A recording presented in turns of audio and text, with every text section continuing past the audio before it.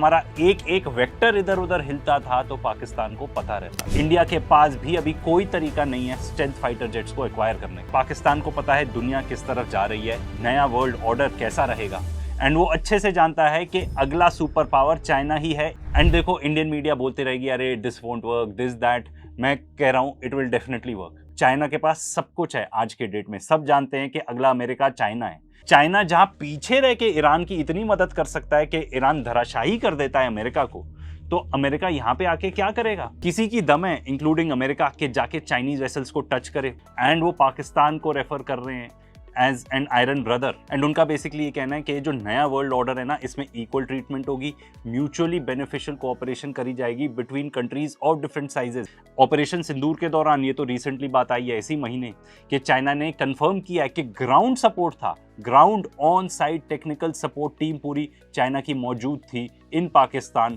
During operation Sindoor. China and Pakistan ने joint statement दी है कि जो कश्मीर का इशू है वो उसको रेज करेंगे यूनाइटेड नेशंस में, एंड वो कह रहे हैं कि एक पीसफुल रेजोल्यूशन होना चाहिए, ऐसा जॉइंट स्टेटमेंट में लिखा गया है। हमारे इंडियन मीडिया एंड एक्सपर्ट्स क्या बोलते हैं? अरे चाइना का तो पैसा डूब चुका है पाकिस्तान में, वो तो बहुत ही खफा है पाकिस्तान से। अरे यार, अगर ऐसी स्थिति होती तो चाइना और क्यों अग्रीमेंट्स करेगा जाके? पूरी दुनिया ये बिलीव करती है कि चाइनीज जेट्स ने डाउन किए इंडिया के जेट्स, ठीक है। एज अ रिजल्ट जो चाइनीज जेट्स हैं उनकी डिमांड बहुत ज्यादा बढ़ गई है। देखो एक चीज हम बोलते नहीं थकेंगे कि नया वर्ल्ड ऑर्डर बन रहा है, एंड क्लियरली पाकिस्तान ये चीज अच्छे से रिकग्नाइज करता है, इंडिया को भी रिकग्नाइज कर देना। पाकिस्तान और चाइना तगड़े एलाइज हैं, एंड इंडिया से बेहतर कौन जानता है। चाइना ने अच्छी खासी इन्वेस्टमेंट्स करी हुई हैं into Pakistan via CPEC, ports भी कंस्ट्रक्ट करे हुए हैं, एंड मिलिट्री कोऑपरेशन तो क्या बोलें, ऑपरेशन सिंदूर एक एग्जांपल ले लो। पीछे से चाइना ने पाकिस्तान की इतनी मदद की कि हमारा एक एक वेक्टर इधर उधर हिलता था तो पाकिस्तान को पता रहता। चाइना पाकिस्तान को almost 80% of the military equipment provide करता है, एंड अब तो वो स्टेल्थ फाइटर जेट्स भी देने वाला है। इंडिया के पास भी अभी कोई तरीका नहीं है स्टेल्थ फाइटर जेट्स को एक्वायर करने का। पाकिस्तान यूएस और ईरान के बीच में मीडिएट कर पा रहा है क्योंकि उसके पास चाइना की बैकिंग है, एंड अमेरिका को भी पाकिस्तान की जरूरत है क्योंकि उसको वो सारी इनसाइट्स चाहिए इनटू ईरान जो उसको और कोई भी नहीं दे पाएगा। इसीलिए उसको एक पार्टनर चाहिए इन दैट रीजन, एंड उभर के कौन आया? पाकिस्तान। एंड देखो अगर पाकिस्तानी की बात की जाए तो उन्होंने भी बहुत खूब ही अपना रोल प्ले किया है, ठीक है। अच्छा रिलेशनशिप रखना दोनों सुपर पावर्स के साथ, वाजीवा। अमेरिका ने पाकिस्तान के ऊपर 19% टैरिफ्स लगाए हैं, एंड इंडिया जो कि ओपनली प्रो अमेरिका है, ओपनली प्रो इजराइल है, हमारे ऊपर लगे हुए हैं 50%। एंड इनफैक्ट अभी तक तो कोई प्रॉपर ट्रेड डील भी नहीं हो पाई। बट ऐसा लगता है पाकिस्तान को पता है दुनिया किस तरफ जा रही है, नया वर्ल्ड ऑर्डर कैसा रहेगा, एंड वो अच्छे से जानता है कि अगला सुपर पावर चाइना ही है, if not the current super power. वो लीडर है टेक्नोलॉजी में, एआई में, एंड इसीलिए काफी ज्यादा अलाइनमेंट है पाकिस्तान का टुवर्ड्स चाइना। वैसे तो हम पहले आपको इन दोनों के रिलेशनशिप के बारे में बता चुके हैं, पर अब भाई लेटेस्ट वर्जन, अपग्रेडेड वर्जन हो चुका है पाकिस्तान चाइना रिलेशनशिप का, क्योंकि शहबाज शरीफ पाकिस्तान के प्राइम मिनिस्टर गए थे China. And by the way ये पूरी विजिट का हमारे इंडियन मीडिया में तो खास कहीं मेंशन है ही नहीं, एंड इनफैक्ट जो ट्विटर पोस्ट भी हैं कुछ ना कुछ वो तो ब्लॉक ही कर रखी है इंडिया में। तो जो पाकिस्तानी प्राइम मिनिस्टर हैं वो चाइना जाके इस टाइप की स्टेटमेंट्स देते हैं। एग्जैक्टली तो उन्होंने बोला है 2 souls 1 heart, बट मतलब मुझे थोड़ा ऐसा लग रहा है 2 जिस्म 1 जान टाइप्स। एंड जाके उन्होंने ये भी बोल दिया कि इनका जो रिलेशनशिप है उसकी जिंदाबाद। एंड ये पूरी स्पीच उन्होंने दी पाकिस्तान चाइना की B2B इन्वेस्टमेंट कॉन्फ्रेंस में। यहाँ पे चाइनीज प्रेसिडेंट शी जिनपिंग ने खुद बैक टू बैक टॉक्स की हैं बीजिंग में सर्बियन प्रेसिडेंट के साथ एंड पाकिस्तानी प्राइम मिनिस्टर के साथ। देखो नॉर्मली बयानबाजी में हम बहुत ज्यादा ध्यान नहीं देते, but when it comes to Chinese diplomacy तो भाई ये कोई अमेरिकन डिप्लोमेसी, ट्रम्प टाइप की डिप्लोमेसी तो है नहीं कि जो भी मुंह में आया बोल दिया, या यूरोपियंस जो लगातार झूठ ही बोलते रहते हैं। यहाँ पे बताया गया, ये ग्लोबल टाइम्स ही रिपोर्ट कर रहा है कि चाइना एंड पाकिस्तान को एक्सेलरेट करना चाहिए और क्लोजर रिलेशनशिप रखना चाहिए। ये ऑल वेदर पार्टनरशिप है, एंड शी जिनपिंग ने खुद बोला है कि जो दोनों साइड्स हैं आपस में उनका जो रिलेशनशिप है, they will promote regional piece and stability, and ये दोनों देशों के लिए बहुत ही अच्छा रहेगा। एंड साथ में वो ये भी बता रहे हैं कि एक अच्छी कम्युनिटी होनी चाहिए एंड अच्छा फ्यूचर होना चाहिए नेबरिंग कंट्रीज के साथ। एंड देखो चाइना ऐसा नहीं है कि ये सब चीजें बोल रहे हैं, they put into practice what they say, they put their money where their mouth is. Russia और चाइना का एग्जांपल देख लो, कभी भी इतने ज्यादा क्लोज थे नहीं, बट वो जो कह रहे हैं वो अपने रिलेशनशिप्स में भी कर रहे हैं। एंड इंडिया अगर आप देखो तो इंडिया सार्क को इग्नोर कर रहा है। अब सार्क क्या है? South Asian association for regional cooperation. इसमें साउथ एशिया की कंट्रीज हैं जैसे कि अफगानिस्तान, बांग्लादेश, भूटान, इंडिया, मालदीव्स, नेपाल, पाकिस्तान एंड श्रीलंका। ये इंडिया का ही स्टेटमेंट है जब वो कह रहे हैं सार्क के मीटिंग के बारे में कि चाइना की बहुत ग्रोइंग इन्फ्लुएंस है इंडिया के नेबरहुड में। एंड सार्क डोरमेंट रहा है कब से? नवंबर 2014 से। तो जयशंकर की ही स्टेटमेंट है ये बताते हुए कि सार्क इज ऑन पॉज। हमने उसको फुल स्टॉप नहीं किया है एंड वो बता रहे हैं बिकॉज ऑफ पाकिस्तान अप्रोच। अब पाकिस्तान की अप्रोच क्या है हम पहले भी वीडियोस में आपको बता चुके हैं, आगे और सुन लो। अभी अल जजीरा रिपोर्ट कर रहा है, वाइडली रिपोर्टेड है, ये इंडियन मीडिया में भी रिपोर्टेड है कि पाकिस्तान और चाइना सोच रहे हैं कि एक नया साउथ एशियन ब्लॉक बनाए। बिकॉज सार्क में डोमिनेंट नेशन कौन था? इंडिया था। बट एक ऐसा फ्रेमवर्क बना हुआ था कि भाई सारे कंट्रीज इन द रीजन मिलते हैं, आपस में कुछ डिस्कशन होती है, कहीं ना कहीं जिसके भी जो इश्यूज हैं वो सॉर्ट आउट होते हैं। बट अब इंडिया ने सॉर्ट ऑफ इग्नोर मार दिया है सार्क को, तो अब कोशिश की जा रही है पाकिस्तान के तरफ से, पाकिस्तान एंड चाइना दोनों के तरफ से, कि एक ऑल्टरनेटिव बना लिया जाए टू सार्क। एंड देखो इंडियन मीडिया बोलते रहेगी अरे this won't work, this that. मैं कह रहा हूं it will definitely work. And उसका एक पर्टिकुलर रीजन है, क्योंकि चाइना इन्वॉल्व है। देखो चाइना के पास सब कुछ है आज के डेट में, सब जानते हैं कि अगला अमेरिका चाइना है, नेक्स्ट सुपर पावर चाइना है, if not the current super power. उनके पास पैसा है, उनके पास टेक्नोलॉजी है, सिक्योरिटी प्रोवाइड कर सकते हैं वो। एंड अगर आप देखो इन सारे देशों को, जितने भी साउथ एशियन कंट्रीज हैं, सारे पार्ट हैं चाइना के बेल्ट एंड रोड इनिशिएटिव के, except for 2 countries, India and Bhutan. And Bhutan भी कब हाथ से चला जाएगा हमें नहीं पता। इंडिया कहां पे फोकस कर रहा है? क्वाड पर। तो अब क्वाड क्या है? क्वाड है quadrilateral security dialogue meant for security. इसमें है इंडिया, यूएसए, जापान, ऑस्ट्रेलिया। इसका क्या काम है? Basically what it does is कि भाई वो एंटी चाइना है, किसी तरह हमको ऐसा फ्रेमवर्क बनाना है कि हम काउंटर कर सके चाइना का बिहेवियर। अरे यार अगर मैं आपको अपना ओपिनियन दूं क्वाड पे, एंड ये बहुत सारे एक्सपर्ट्स का ओपिनियन है कि क्वाड इज डेड। ठीक है, क्योंकि अब अगर आप अमेरिका देखो तो अमेरिका तो अपने बेसिस खुद नहीं बचा पा रहा मिडिल ईस्ट में, तो वो यहां पे आके क्या कर पाएगा? चाइना जहां पीछे रह के ईरान की इतनी मदद कर सकता है कि ईरान धराशायी कर देता है अमेरिका को, तो अमेरिका यहां पे आके क्या करेगा? एंड ऊपर से चाइना ऑलरेडी क्लियर कर चुका है अमेरिका को कि भाई ताइवान वाले किस्से से ना तुम बाहर रहो। अब तो अमेरिका के ये हाल है कि वो जो प्रॉमिस करते हैं ना वेपन्स ताइवान को देने के लिए, उनके पास वो वेपन्स भी नहीं है देने के लिए। एंड एक इंपॉर्टेंट बात, स्ट्रेट ऑफ हॉर्मूज बंद है चाइनीज वेसल्स के लिए। You can sort of imagine के खुला है, किसी की दम है इंक्लूडिंग अमेरिका के जाके चाइनीज वेसल्स को टच करे, उसको अटैक करे। एंड ऊपर से अमेरिका दिखा चुका है कि वो कितना अच्छा एलाय है साउथ कोरिया से, जो उसका लॉन्ग टर्म एलाय है, वहां से एयर डिफेंसेस मूव करके ले आए मिडिल ईस्ट इजराइल को देने के लिए। तो अभी क्वाड मेंबर्स की मीटिंग हुई थी इंडिया में, उसमें क्या क्या डिस्कस हुआ? वहां पे ये बात हो रही है कि भाई सर्वेलेंस कैपेबिलिटी बनाएंगे, ठीक है, अपनी रीजन में। अंग्रेजी काफी सारी लिखी हुई है। एंड वो ये बोल रहे हैं कि फिजी के अंदर अपना पोर्ट इंफ्रास्ट्रक्चर है उसको अपग्रेड करेंगे। ठीक है, अब सबसे इंपॉर्टेंट बात, इंडिया होप कर रहा था, एंड इनफैक्ट क्वाड को रिवाइव करने के लिए सब ये होप कर रहे थे कि जो हेड ऑफ स्टेट्स हैं, मतलब बेसिकली ट्रंप आएंगे इंडिया, ठीक है, क्वाड मीटिंग करने के लिए।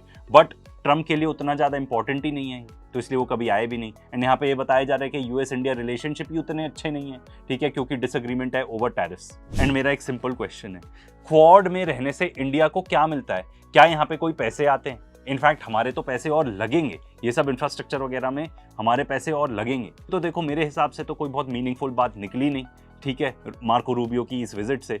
ठीक है, वो ताजमहल वगैरह विजिट करने गया, वो एक बात थी जो मीडिया में बड़ा दिखा रहे थे। एंड उससे भी इंपॉर्टेंट बात, अमेरिकन फॉरेन मिनिस्टर इंडिया में आके कहता है कि भाई इंडिया का प्लान है $500 billion worth of US goods खरीदेगा इंडिया। एंड इसको अगर आप थोड़े और पीछे जाओ तो यूएस के रिप्रेजेंटेटिव्स ऑलरेडी बोल चुके हैं कि वो सेम मिस्टेक नहीं रिपीट करेंगे इंडिया के साथ जो चाइना के साथ कर चुके हैं, क्योंकि चाइना को सुपर पावर बनाने में अमेरिका का बहुत बड़ा हाथ है। अमेरिकन्स बेसिकली ना दे वांट टू सक अस ड्राई। वो बेसिकली कह रहे हैं हम तुमको कुछ टेक्नोलॉजी वगैरह नहीं देंगे, तुम तो हमसे बस गुड्स खरीदते जाओ। एंड वी नो कि अमेरिकन, अगर मिलिट्री आप ले लो चीज़ें, ठीक है, उनके F-35, F-16, what ever military hardware वो बेच रहे हैं, वो कितना ओवर प्राइज्ड है, ये तो ईरान में देख लिया ना हमने। अब देखो चाइना का और क्या कहना है, उसका कहना है कि जो जितने भी वेस्टर्न कंट्रीज हैं ना, वो कोल्ड वॉर टाइप की थिंकिंग में बेसिकली गुम हो चुके हैं। उनको समझ में नहीं आती कि भाई फ्रेंडशिप क्या होती है, ठीक है, उनको अलायंसेस समझ में नहीं आती, वो तो टारगेट करते हैं थर्ड पार्टीज को। उनका बेसिकली ऐसा कहना है कि भाई अगर दो देशों में रिलेशनशिप ऐसा है, एक का लॉस है तो दूसरे का गेन है, वो ऐसे ही समझते हैं। एंड वो हेजेमोनिक इंटरफेरेंस रखते हैं, मतलब बेसिकली वो कह रहे हैं कि भाई एक सुपीरियर है, दूसरा इन्फीरियर है, जो सुपीरियर वाला बोलेगा वही होगा। एंड वो पाकिस्तान को रेफर कर रहे हैं as an iron brother. And उनका बेसिकली ये कहना है कि जो नया वर्ल्ड ऑर्डर है ना, इसमें इक्वल ट्रीटमेंट होगी, म्यूचुअली बेनिफिशियल कोऑपरेशन करी जाएगी between countries of different sizes. मतलब हम आपस में अच्छा पीसफुल रिलेशनशिप बना के रखते हैं, आपस में ट्रेड करते हैं, सबकी बल्ले बल्ले है। वो बेसिकली ये कहना चाह रहे हैं। तो पाकिस्तान और चाइना क्या क्या इकट्ठे कर रहे हैं apart from CPEC? Space program में ये लोग इकट्ठे इन्वॉल्व हैं। अभी रिसेंटली चाइना ने पाकिस्तान की एक सैटेलाइट लॉन्च की है इनटू स्पेस। वो पाकिस्तानी एस्ट्रोनॉट्स को भी लेके जा रहे हैं इनटू स्पेस। पाकिस्तान के अंदर मेट्रो बना रहा है चाइना, वहां पे एग्रीकल्चर में भी काफी इन्वॉल्व है, जो आगे जाके और ज्यादा जरूरी हो जाएगा क्योंकि लगता है फर्टिलाइजर अवेलेबिलिटी तो कम ही रहने वाली है। एंड इससे भी ज्यादा और अगर आप देखो तो पाकिस्तान पार्ट है चाइना के डिजिटल सिल्क रोड का। बेसिकली उन्होंने डेटा केबल्स ले कर दी हैं बिटवीन चाइना एंड पाकिस्तान, तो आपस में बहुत सारी शेयरिंग कर सकते हैं वो, चाहे वो मिलिट्री शेयरिंग हो, ठीक है, आर्टिफिशियल इंटेलिजेंस हो, बीच में ट्रेड हो, डिजिटल पेमेंट्स हो, ये सब कुछ बहुत ज़्यादा आसान हो जाएगा। एंड दोनों की आपस में सिक्योरिटी अरेंजमेंट्स तो एकदम ही इंटरट्वाइंड है। अभी जो रिसेंटली बलूचिस्तान में अटैक हुआ तो उसको कंडेम किया चाइना ने, एंड चाइना ने बोला हम पाकिस्तान के साथ खड़े हैं and we will support Pakistan in combating terrorism. And BLA तो ऑलरेडी ले ही चुका है रिस्पॉन्सिबिलिटी कि भाई वो अटैक हमने ही किया। एंड अब तो हम जानते हैं कि चाइना पाकिस्तान का cooperation in arms next level तक है। ऑपरेशन सिंदूर के दौरान, ये तो रिसेंटली बात आई है इसी महीने, कि चाइना ने कंफर्म किया है कि ग्राउंड सपोर्ट था, ground on site technical support team पूरी चाइना की मौजूद थी in Pakistan during operation Sindoor. This is big. उससे भी और होश उड़ाने वाली खबर सुननी है, चाइना एंड पाकिस्तान ने जॉइंट स्टेटमेंट दी है कि जो कश्मीर का इशू है वो उसको रेज करेंगे यूनाइटेड नेशंस में। एंड वो कह रहे हैं कि एक पीसफुल रेजोल्यूशन होना चाहिए, ऐसा जॉइंट स्टेटमेंट में लिखा गया है। देखो, कश्मीर का इशू वैसे भी बहुत कॉम्प्लिकेटेड है क्योंकि उसमें अच्छा खासा पार्ट अक्साई चिन चाइना होल्ड करता है। पाकिस्तान ऑलरेडी एक बहुत बड़ी स्ट्रेटेजिक गेम इसमें खेल चुका है, वो ये है कि north of Siachen glacier Shaksgam valley है, वो चाइना को ऑलरेडी दे चुका है अंडर एन अग्रीमेंट जो किया था उन्होंने 1963 में।